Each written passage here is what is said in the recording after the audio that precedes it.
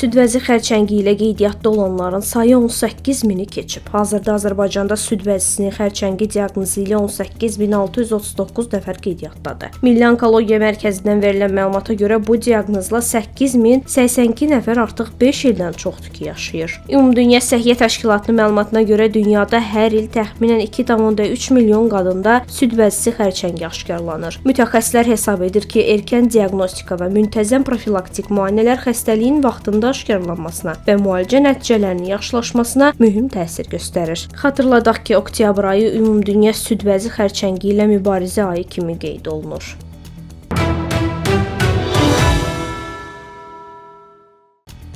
Yeni gözlər. Oftalmologiyada ilk dəfə mərkəzi görmə qismən bərpa olunacaq. Amerikalı tədqiqatçılar yaşlı makulyar degenerasiya nəticəsində görmə qabiliyyətini itirmiş insanlara ümid verən yeni göz implantı ixtira ediblər. Verilən məlumata görə bu implant sayəsində bəzi görmə funksiyaları, məsələn oxumaq və gündəlik işləri görmək üçün vacib olan mərkəzi görmə qismən bərpa ediləcək. Yeni texnologiya bir neçə hissədən ibarətdir. İstifadəçi xüsusi eynəklər taxır və onların içərisində kamera yerləşir. Kamera çəkdiyi görüntünü 2x2 mm ölçülü aparat üzərinə ötürür və bu aparat görmə sinirinə ötürülən elektrik impulslarını çevrilir. 81% sınaq iştirakçısında implant müsbət nəticə verib. Layihəni Stanford Universitetinin professoru Danny Palanker rəhbərlik edir. O bildirib ki, uyğun patent prosedurları Amerika Birləşmiş Ştatları və Avropa üçün davam edir. Bu nailiyyət həyat keyfiyyətini artırmaq, görmə qabiliyyətini itirmiş insanlara yenidən özünə inam qazandırmaq baxımından böyük əhəmiyyət kəsb edir deyə mütəxəssislər bildirir.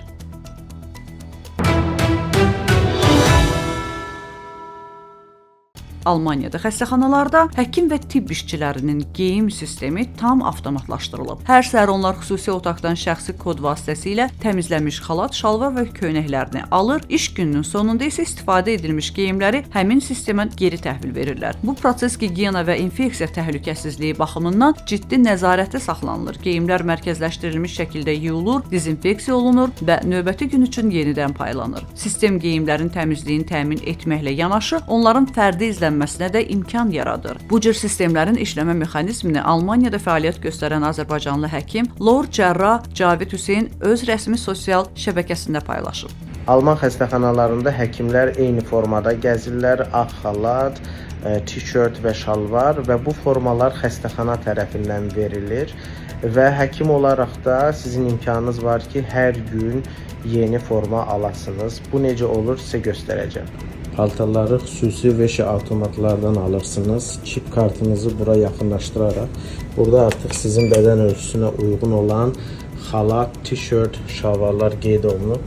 Məsələn, tişörtün üstünə basaraq seçirik və gözləyirik avtomat bizə tişörtü gətirəcək.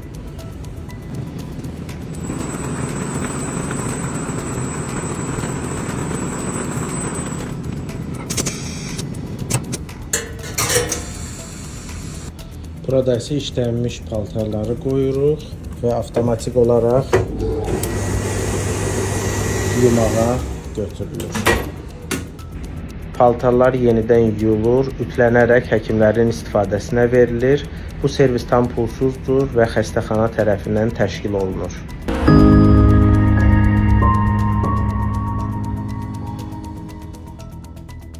Qeyd edək ki, bu model təkcə Almaniyada deyil, İspaniya, Fransa, İsrail və Portuqaliya kimi ölkələrdə də uğurla tətbiq edilir. Ekspertlərin fikrincə bu cür avtomatlaşdırılmış sistemlər xəstəxanalarda infeksiyanı azaldır, geyim inventarını səmərəli idarə etməyə və gigiyenik qaydalara daha ciddi riayət olunmasına şərait yaradır.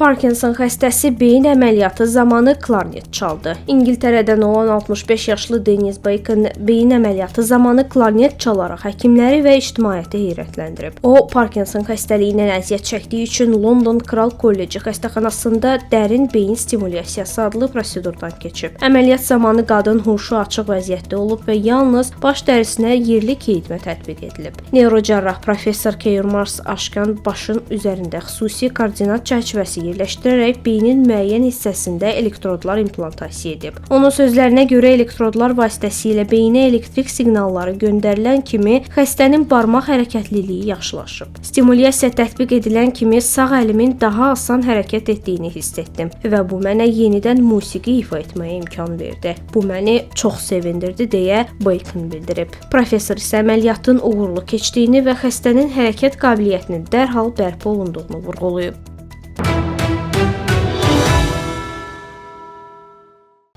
Zədələnmiş sinirləri yapışdıran biolent hazırlanıb. Amerikalı alimlər sinir bərpasında yeni dövrün əsasını qoyub. Uzun illərdir sinirlərin bərpası zamanı cərrahlar mikroskop altında son dərəcə incə tikişlər atmalı idi. BioCircuit Technologies adlı Amerika Birləşmiş Ştatlarının şirkəti bu məqsədlə tamamilə yeni bir texnologiya, Nerve Tape adlı biolent hazırlayıb. Bu lenti zədələnmiş sinirin uclarını bir-birinə yapışdırmaq üçün istifadə edirlər. Onun üzərində mikroskopik qarmaqlar yerləşir və bunlar sinir toxumasının zədələnmələrini birləşdirir. Sadəcə sinirin kəsilmiş hissəsi bu lentlə sarılır və orqanizm bərpa prosesinə başlayır. Mütəxəssislərin sözlərinə görə Nerve Tape əməliyyatı xeyli sadələşdirir, cərrahın işini asanlaşdırır və ən əsası xəstənin reabilitasiya müddətini azaldır. Ənənəvi tikişdə bərpa həftələrlə çəkirdisə, yeni üsulla sinir ucları daha təbii şəkildə birləşir. Bu da ağrının və şişkinliyin azalmasına səbəb olur.